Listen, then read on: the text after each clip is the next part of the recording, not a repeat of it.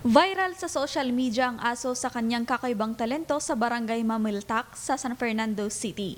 Tinawag na Hilux ang aso at ang mga magulang nito ay isang Golden Retriever at Japanese Spitz.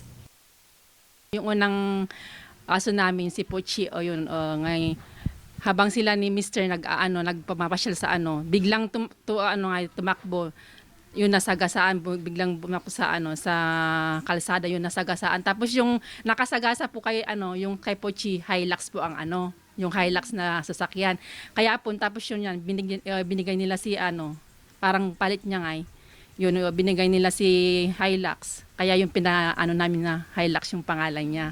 Nagdadamit si Hilux at naglalakad ito gamit ang dalawang paa nito na parang tao. Kaya ring magdasal, magbalanse ng bola sa kanyang ilong at marami pang iba.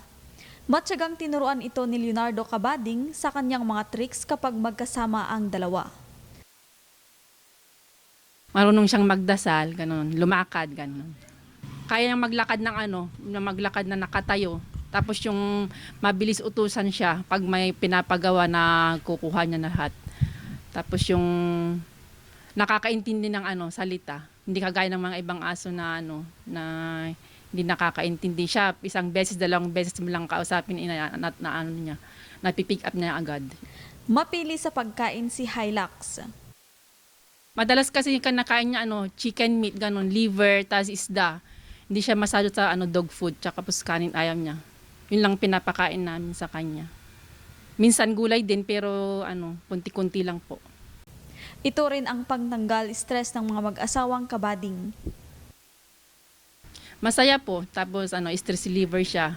Kasi siya lang kasama namin dito, wala yung anak ko kaya siya parang tinuring namin na anak.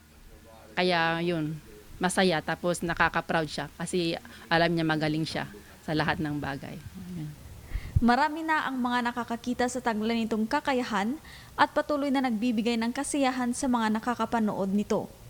Ito si Heidi Sapdaan, nag-uulat para sa LU Balita Ngayon.